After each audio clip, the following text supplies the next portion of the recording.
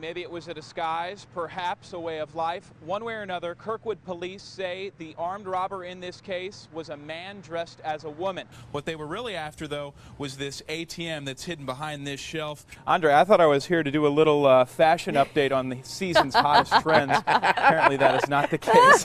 Kevin, my name is Mike Colombo here from Channel 4. I want to let you know we're recording. It really is amazing. No one seriously injured as a result of these storms. Terry's up to his old tricks, handing out flyers, taking money, and then disappearing. Good thing I'm not flying because I clearly don't have a clear wrap on exactly where the travel route is, but that's okay. I'm here to talk about the event and not the travel, so there you go. By surveying contractors, we determined the job Ginny got should have cost $2,000, not $4,000. You don't have to look far to see the damage of an overnight smash and grab. Police helped the store owner here remove the door, and when you take a look inside, you can see what they did. They threw shelves around in an attempt to get whatever they could. What they were really after, though, was this ATM that's hidden behind this shelf. Good news for the store owner, that ATM is bolted to the floor. Right now, police are observing surveillance video. Hopefully, they'll be able to find the suspects here. We'll follow the story for you all day here on News 4 and KMOV.com. Bullets could be heard flying at the protest scene last night, and 2 people did suffer minor gunshot wounds. Mike Colombo right there as the scene unfolded. You need to disperse or you will be subject to arrest. A different night, but the same story in Ferguson. Police went toe-to-toe with protesters, struggling to discern the peaceful from the punks. As the sour sting of tear gas filled the night sky, violence ensued.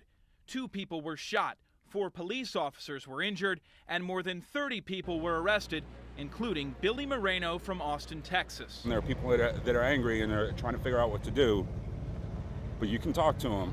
Back up! Police say using words wasn't enough to stop a small group of violent agitators from firing shots and throwing objects at officers. He says, look at this guy picking it up. He's about to pick this up and toss it back. I stood there and listened over the radio and heard the screams of those officers who were under gunfire. I went back to our SWAT vehicle and saw the gentleman laying in the back who had been shot. I saw a car pull up and drop a gentleman off. Had him been shot in the hand. I was dazed walking down the street. Oh, geez. Oh, geez. We can't have this. When the madness finally gave way to morning light, picking up the pieces was a welcome chore so long as the streets were peaceful. Unsure what another day in Ferguson holds, refueling and reflecting was the order of the morning, bringing some control to an otherwise chaotic group of people who you are protesting with. And yeah, chaotic, but very passionate, and just helping them be the best version of what they're trying to do right now. A motive more clouded, it seems, as the days pass. Reporting in Ferguson, I'm Mike Colombo, News 4. The Cardinals start their run to a 12th World Series title, but already the team is winning the hearts of one Illinois family. This is quite a story. News 4's Mike Colombo shows what it means when the Cardinals say they are with 4-year-old Charlie Patrick. Who is this? Charlie Patrick had no choice. We are Cardinals fans. From Gibson and Lou, dirt from Old Bush. I gave that out as Christmas presents that year. And New Bush, too. I think that might even be me right there in my white jersey. The Patrick family's Cardinal pride comes with some rules. If you root for the Cubs... Uh-oh. I told you Charlie had no choice. Ball. No surprise, he's throwing just about everything these days. A positive sign for a kid who's faced some curveballs in his 4 short innings on Earth. There was no warning for the seizures. He would fall, he would hit his head. Always that danger of him hurting himself because of these seizures.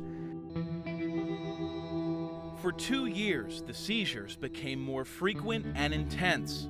Doctors were baffled. We were helpless, we were angry, we were sad.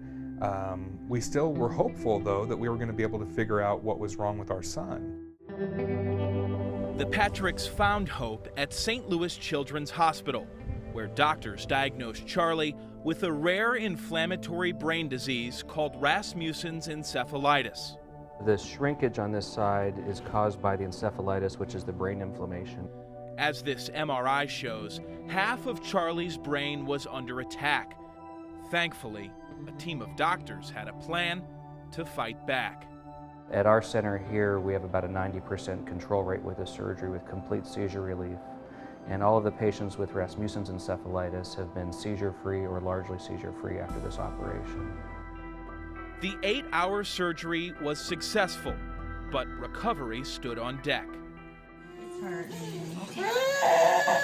Almost done. Okay. Here's your pillow. We are not out of the woods yet. We've got a long way to go with Charlie.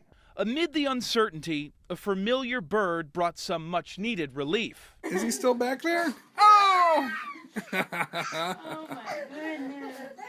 Oh, that's funny. Give him a hug. Oh, big hug. Oh, good big hug. Thanks for the laugh. As if I needed another reason to love the Cardinals. I have not seen my son laugh that hard, probably ever. A few days later, the Patricks received these messages of support from Cardinal manager Mike Matheny, pitcher Jason Mott, and outfielder Matt Holliday. I mean, that just blew me away. That was until John Jay and Daniel Descalso paid Charlie a visit. To come and just give a little boost of moral support to our family, you have no idea what that meant to us.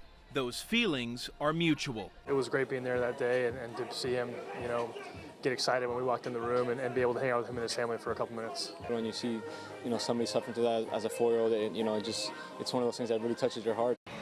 Win or lose this postseason, the Cardinals' message remains the same. We're still with you, Charlie. We're still with you, Charlie. We're still with you, Charlie. We're still with you, Charlie.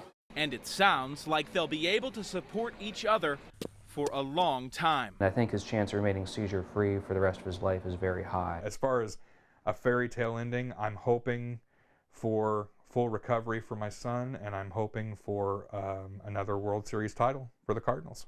Now that would be a fall classic. We're still with you, Charlie. I'm Mike Colombo, News 4.